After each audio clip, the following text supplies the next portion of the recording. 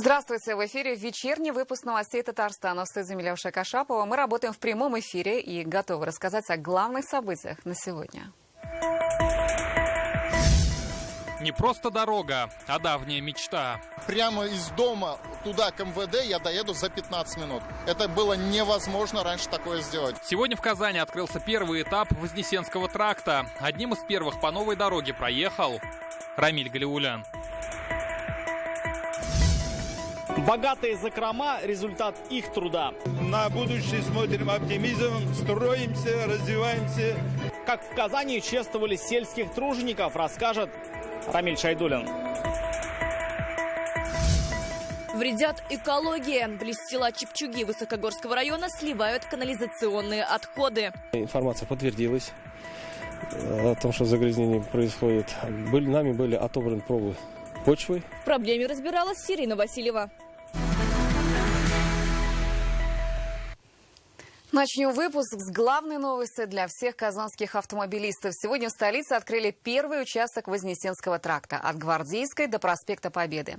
Движение по дороге запустили Рустам Минниханов и Ильсур Медшин. Строительство магистрали начали в 2021-м, хотя в генплан города она была заложена еще полвека назад. Это один из самых масштабных дорожных проектов Казани за последние годы. После соединения с трассой М7 разгрузится Мамадышский тракт. Участок придаст импульс развитию бывших промзон. Масштабные изменения оценил Рамиль Галиулян.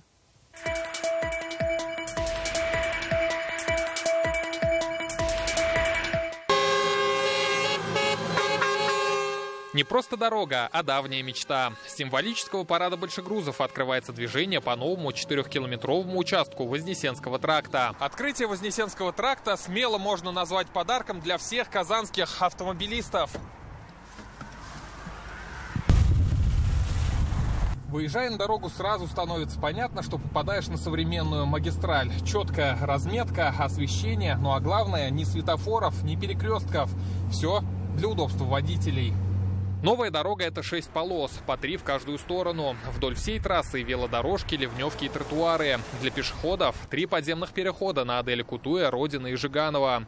Транспортная артерия соединяет проспект Победы с Гвардейской, но главное – разгрузит город от пробок. Эта дорога стала подарком ко Дню дорожников и автомобилистов, отметил Рустам Минниханов. В преддверии профессионального праздника наших дорожников мы сегодня запускаем движение на самом сложнейшем объекте Вознесенский тракт, который был реализован нашими дорожниками с огромной поддержкой федерального центра. Мы, конечно же, искренне благодарны нашему президенту Владимиру Владимировичу Путину, правительству и, конечно же, Министерству транспорта, дорожного хозяйства и федеральному агентству. Этот проект реализован. Это сложнейший участок, он стоит 13,4 миллиарда рублей.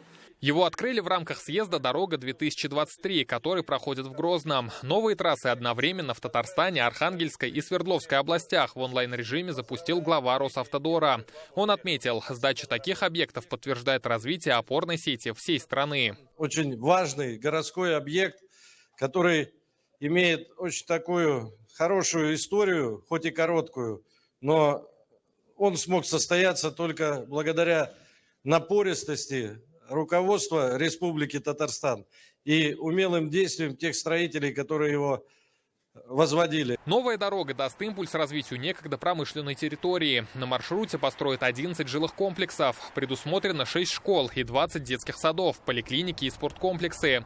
В генплан Казани Вознесенский тракт был заложен еще в далеком 1969 году.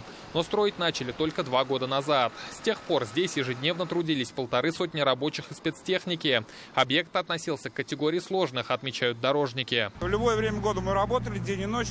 Работа шла в 2 смены. Здесь была промзона, мы здесь прорубили основное направление, потом проложили большое количество ливневой канализации, переустроили всех типов инженерных сетей. Все, что у нас существует в городе Казани, мы все эти сети переустроили на данном участке дороги. Дорога поможет разгрузить Мамадышский тракт, который в часы пик задыхается от пробок. Это один из самых масштабных дорожных проектов Казани за последние годы. С вводом этого и других объектов серьезно обновляется городской облик. 2 дня назад дорога железнодорожники открыли движение по мосту через озеро Нижнекабан на Назарбаева. Изменения сродни тем, которые происходили в преддверии универсиады. Очень классная дорога, она прям такая ровная, красивая. Очень быстро можно сейчас от Меги доехать сразу до другой части города. Приятно, конечно, потому что первая поликлиника находится на Гвардейской. И получалось, знаете, как объезжаешь через Сюазино, через, Ломжинскую, едешь, получается, на 40 минут дольше. Сейчас я понимаю, прямо из дома туда, к МВД, я доеду за 15 минут. Это было невозможно раньше такое сделать. Работы на Вознесенском тракте еще не завершены. Строители продолжают трудиться над вторым этапом от проспекта Победы до трассы М7. Рамиль Галиуллин, Рамзиль Гарипов, ТНВ, Казань. Сегодня Советский суд Казани на сутки продлил срок задержания Мусы Хузазянова, первого заместителя руководителя исполкома Тукаевского района. Его обвиняют в получении взятки в период работы заместителем руководителя исполкома в Мамадыше. Заседание, на котором выберут меру пресечения, перенесли на завтра. Гособвинение ходатайствует о заключении чиновника под стражу до 9 декабря. Так, по версии следствия, Муса Хузазянов помог самозанятому получить субсидию в размере 350 тысяч рублей.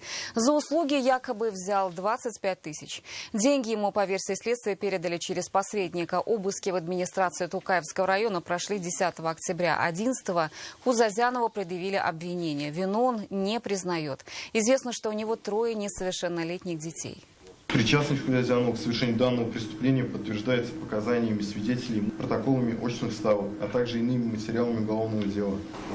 Я хочу выразить свое несогласие в плане того, что обвинение имеет в виду, что я могу как-то воздействовать и препятствовать следствию. По первым же требованиям обвинения с моей стороны не было никаких препятствий. Это уже второй раз. Первый раз приглашали как свидетеля. Второй раз просто по звонку я сообщил, где я нахожусь, просто приехали. Даже в этом случае я не прятался и никаких действий не совершал. Продолжим выпуск. Сегодня в Казани чествовали тех, благодаря кому на столе каждого жителя есть хлеб. В столице с размахом отметили День работника сельского хозяйства и перерабатывающей промышленности. Эта церемония в Татарстане подводит итог сельскохозяйственного года. Пожалуй, ни один профессиональный праздник не отмечается столь масштабно. Со всех районов Татарстана приехали 800 гостей. Как подчеркнул Рустам Минниханов, в зале собрались те, кто искренне любит свое дело. Он отметил наиболее отличившихся аграриев, поблагодарил за высокие результаты и самоотверженный труд. В числе награжденных сегодня большинство настоящие труженики села, доярки, механизаторы, водители, посвятившие себя тяжелому крестьянскому труду. В АПК республики трудится более 70 тысяч человек. Репортаж Рамиля Шайдуллина.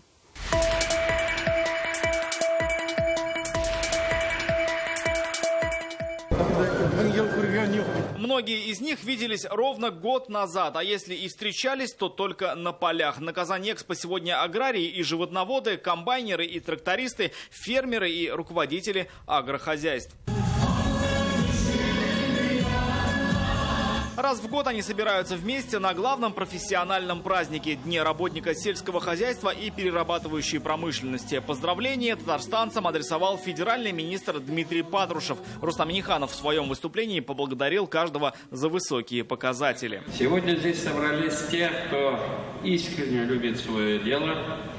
Благодаря вашему самоотверженному труду на столах наших граждан всегда есть свежий хлеб, молоко, мясо и овощи. Невозможно перечислить всех передовиков. Мы говорим вам огромное спасибо за самоотверженный труд. Бигзур Рахмат, аплодисменты. Раис республики отмечает, несмотря на сложный год, татарстанские аграрии собрали достойные 3,5 миллиона тонн зерна. Несмотря на засуху, получили хороший урожай. И у нас, работает система поливные машины, Аллаха шукр. На будущее смотрим оптимизм, строимся, развиваемся. Лидер Тетюшский район как по урожайности, так и по намолоту. За ним Буинский, Арский, Доржановский, Кукмурский и другие. Такой урожай, такой хлеб тяжелым трудом добьются. Ну, у нас хорошие инвесторы, которые трудятся, фермеры. Мы совместно вместе вот трудимся и добиваемся таких успехов. Татарстан остается лидером по производству молока в стране. Второй год подряд надои превышают 2 миллиона тонн. Уже 15 лет свой вклад в это непростое дело вносит доярка Галия Шаймарданова. Сегодня она вместе со всеми на день приехала в Казань. Хотя, признается, это только в праздники. Любимую работу и жизнь в родной деревне ни на что не променяет. Мама своя родная, мама дояркой работала. Старшая сестра тоже дояркой работала. Нет. Не скажу, что куда-то поехать, уехать. Нет. Такого не было. Также считает и механизатор из Сабинского района Раис Шакиров. Сегодня он получил звание заслуженного механизатора республики. Все есть, дороги есть, условия тоже не хуже города. Председатель кооператива имени Вахитова из Кукмурского района Нафик Хусаинов получил высокую федеральную награду. Рустам Миниханов вручил ему орден дружбы.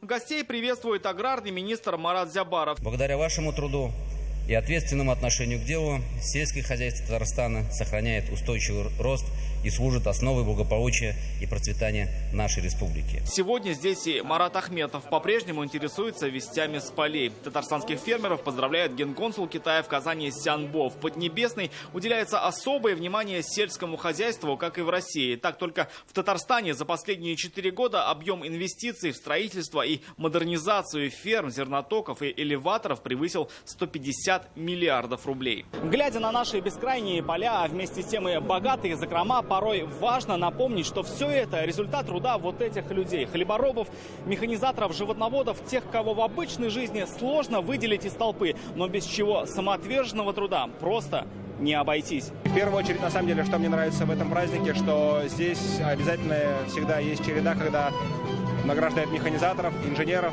работников, зоотехников, доярок. И это оценка их труда и, в первую очередь, тех, кто причастен к сельскому хозяйству. В последние годы молодежь не стремится к сельскому хозяйству. За счет таких вот мероприятий мы бы в дальнейшем повысили бы престиж работников сельского хозяйства. Особый стимул приносят и награды. Обладателями государственных орденов, медалей и званий сегодня стали 26 сельчан. Хочу искренне поблагодарить за упорный труд и вклад в развитие республики, пожелать крепкого здоровья, благополучия и новых достижений. Рамиль Шайдуль, Надель Мендубаев, ТНВ, Казань. В селе Чепчуги Высокогорского района сняли детектив. Местные жители на телефон зафиксировали момент экопреступления. Они увидели, как из автоцистерны жидкие бытовые отходы сливают во враг местной лесопосадки. Ролик отправили нам и экологам, чтобы приняли меры. Мы выехали на место происшествия, пообщались с местными активистами. Их версия, предположение экологов и истинные причины ЧП в материале Сирены Васильевой.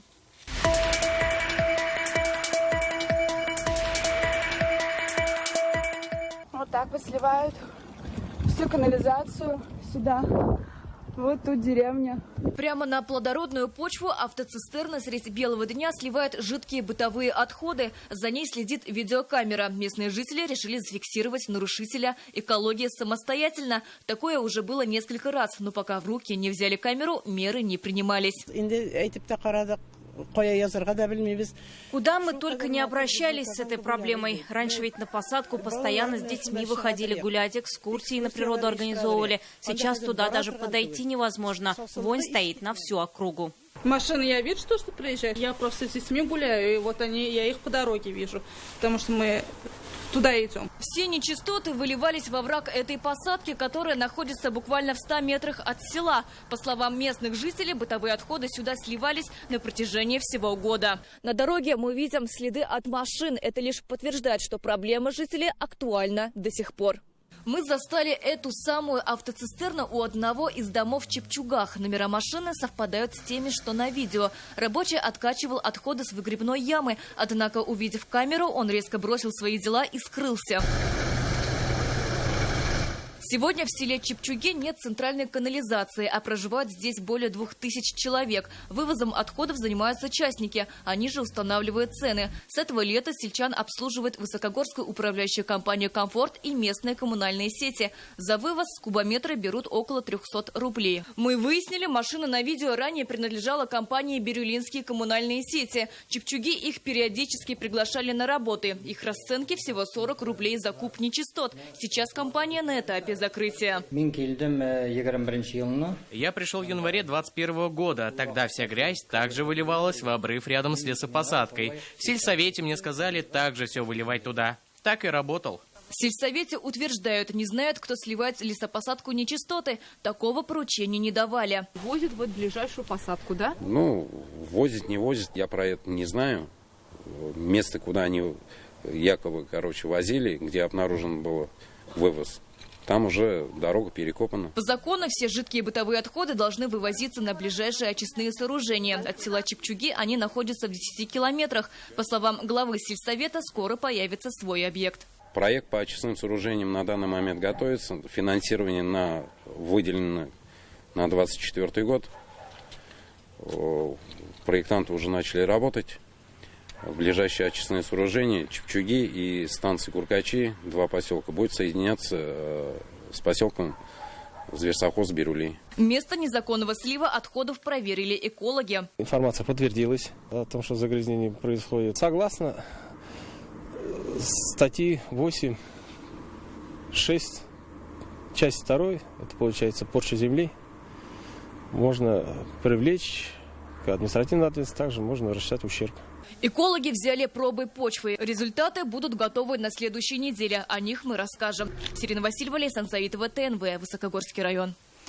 Переходу на пятидневку в школах Казани мешает рост числа учеников и нехватка учителей. О причинах и следствиях, по которым в Татарстане буксует процесс перехода школ на сокращенный режим обучения, читайте в интернет-газете «Реальное время». В России в этом году могут достигнуть очередного строительного рекорда. К концу года планируют ввести более 100 миллионов квадратных метров жилья. Об этом сообщил вице-премьер страны Марат Хуснуллин. По видеосвязи он провел заседание Президиума правительственной комиссии по региональному развитию. В нем принял участие Рустам Минниханов. Как отметили, по сравнению с прошлым годом объем строительства в России вырос на 9%. В начале 2000-х строили в 3 раза меньше. В Татарстане в этом году сдадут около 3 миллионов квадратных метров жилья. Рустам Минниханов сегодня посетил объекты образования в казанском поселке Юдино. Один из них – детский сад. В здании 1957 года постройки обновили кровлю, заменили окна, двери, инженерные сети, благоустроили территорию. Сегодня сюда ходят 137 малышей. Другая точка – новый центр доп. Образования «Say-Ahead». Он рассчитан почти на 2500 детей. Юные казанцы изучают здесь технические науки, постигают азы гончарного мастерства, занимаются спортом, вокалом, хореографией и современными направлениями искусства. Например, вот ребята по-старшему рисовали, декорация выглядит будет так.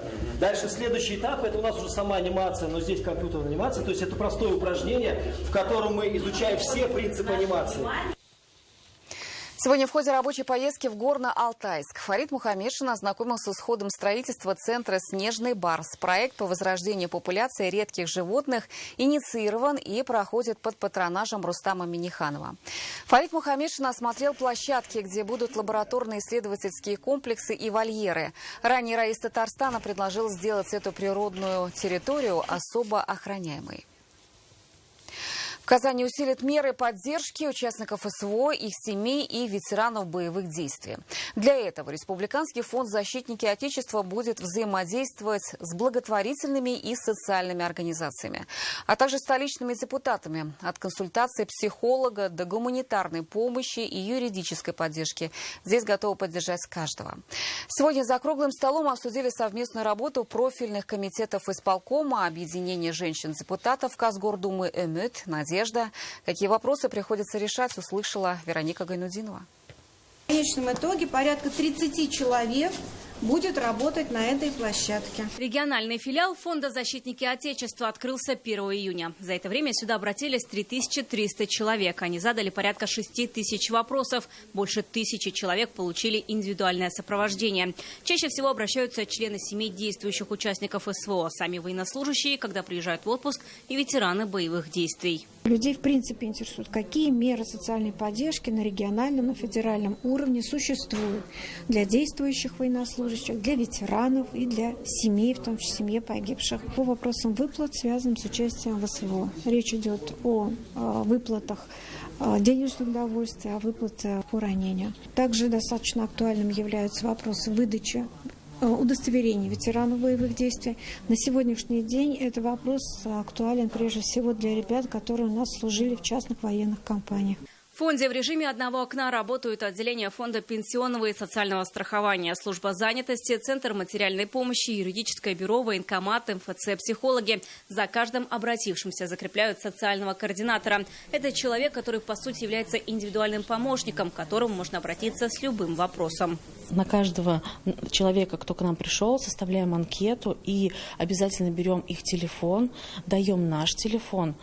И, конечно же, связываемся постоянно. Мы подключаем все ведомства, все ресурсы, на это выделяем. И, естественно, вопрос может решаться не одним днем. Он может решаться там и какой-то продолжительный период. Ангелина Галимова, супруга участника СВО, руководит региональным штабом комитета семей воинов Отечества. К ним тоже обращаются за помощью. Говорит, порой просто не хватает нужного документа для решения вопроса. Супруга погибшего, у нее 2 детей маленьких. Сама она работает.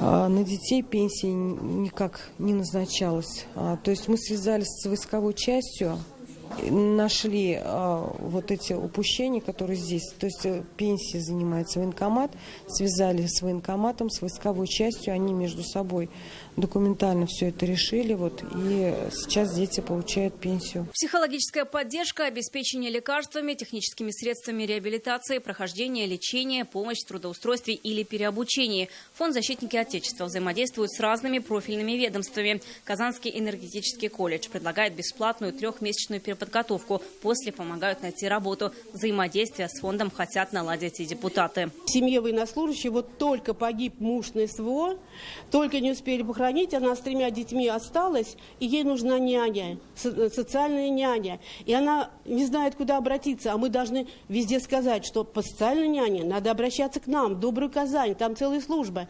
И здесь в фонде это должны знать, что с этим вопросом к нам надо обратиться, к этому фонду. То есть вот такие жизненные вопросы возникают. Забрать ребенка из детского сада, доставить продукты, зимой почистить снег. Просят найти репетиторов для детей. На первый взгляд простые обращения, но для семей они важны, и такие вопросы тоже нужно решать, говорят на круглом столе. Есть штаб волонтеров, которые и на базе Доброй Казани находятся, и на базе Центра добровольчества города Казани, это при комитете по делам детей и молодежи. Добровольцев очень много, слава богу. Как правило, поступает звонок на горячую линию Доброй Казани, а тут уже распределяется. Есть волонтеры, которые готовы сегодня помочь, завтра помочь. Иногда нужны волонтеры со специальным образованием. Депутаты предложили взаимодействовать с социальными координаторами, чтобы они могли напрямую обращаться к ним. Главная задача – помочь в получении всех мер поддержки. Вероника Гайнудинова, Алмаз Зиадинов, ТНВ, Казань. Завтра в Казани начнется музыкальный фестиваль «Рахманинов. Грани». Он посвящен 150-летию со дня рождения известного композитора и певца. В первый день зрители приглашают на концерт камерной музыки, где прозвучат известные произведения Сергея Рахманинова. В Казанском музыкальном колледже пройдут мастер-классы для молодых музыкантов. В Национальной библиотеке лекции, посвященные жизни композитора. Откроется выставка в музее Горького и Шаляпина, посвященная творческим и дружеским связям автора. В конце октября состоится премьера литературно-музыкального спектакля «Мастер и Маргарита. Симфонические танцы». В декабре пройдет заключительный концерт, где прозвучит полная версия «Всеночного бдения» Рахманинова. Мы с хором театра исполним сочинение, второе крупное его сочинение «Всеночное бдение». Надо сказать, что это выступление в определенной мере является уникальным.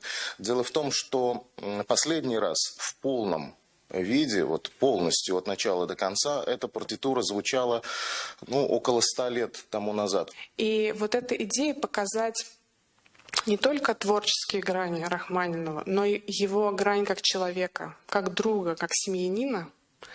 Вот она мной руководила в этой идее. Поэтому я очень надеюсь, что зрители, которые придут на наш фестиваль, проникнутся его вообще личностью еще больше. 20 октября в Казанской ратуше откроется фестиваль «Восточный базар». Это единственный в стране музыкальный проект с участием эстрадных артистов со всего тюркского мира. В этом году примут участие представители 25 стран, 15 регионов России. Насыщенную программу подготовили артисты Китая, Казахстана и соседнего Башкортостана. Хедлайнером праздника станет узбекская группа «Ялла», певица Ирке и азербайджанский исполнитель Эльбрус Джан Мирзоев.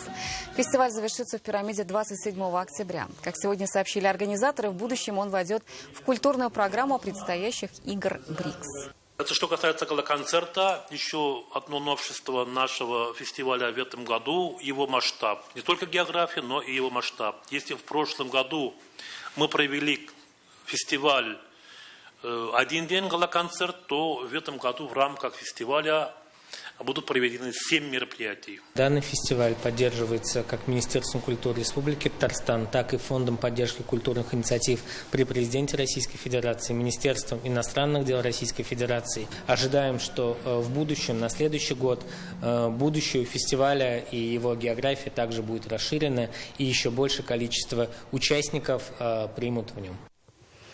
Это были новости Татарстана. Еще больше информации в нашей группе ВКонтакте и Телеграм-канале. Далее прогноз погоды с Наилем Дзахате. А я с вами прощаюсь. Всего доброго.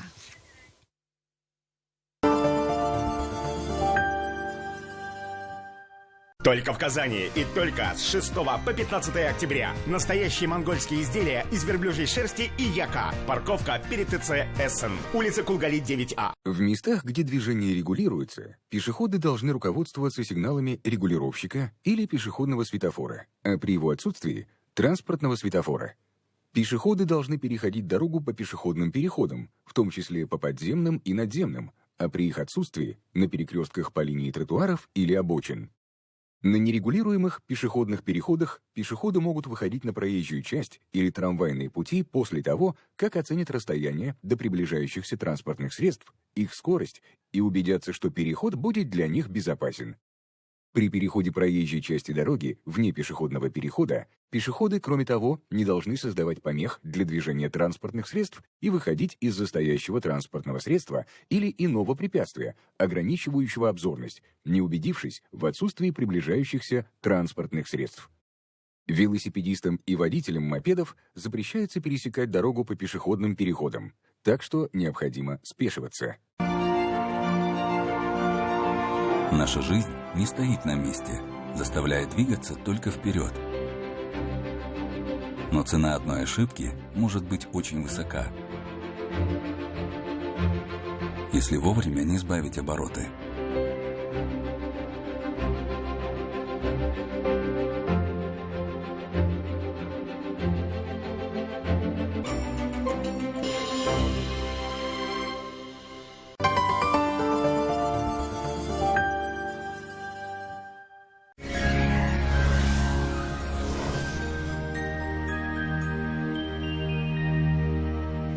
Здравствуйте, Исянмисис, в студии Наиль Дзахате. В Татарстане температура в предстоящие сутки начнет повышаться, но осадки не прекратятся. Подробнее через несколько секунд. Банк Аверс оказывает весь спектр банковских услуг для частных лиц и корпоративных клиентов. Для бизнеса банк предлагает услуги по расчетно-кассовому обслуживанию, кредитованию, банковские гарантии и продукты с возможностью эффективно размещать свободные денежные средства.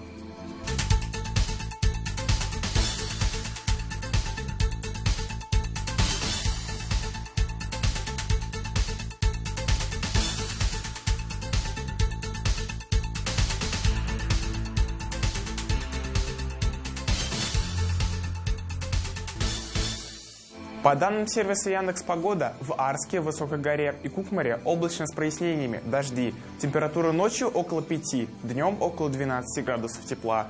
В Буинске, Тетюшах и Апастово также облачно с прояснениями. Местами прогнозируются осадки. Температура такая же, около 13 днем и около 5 градусов ночью. В Черемшане, Новошишминске и Аксубаево облачно с прояснениями. Пройдут дожди. Температура днем около 11, ночью 5-6 градусов тепла. В Агрызе, Нижнекамске и Сарманово облачно. Осадки повсеместно. Температура днем 10-11, ночью около 6 градусов. В Угульме, Азнакаево и Урусу прохладнее. До 9 градусов днем, ночью 5-7 градусов. Облачно, дождь. Квартиры в жилом комплексе «Город-парк Новые Горки» в сданных и строящихся кирпичных домах с чистовой дизайнерской отделкой рядом с Горкинско-Аметьевским парком и метро «Горки».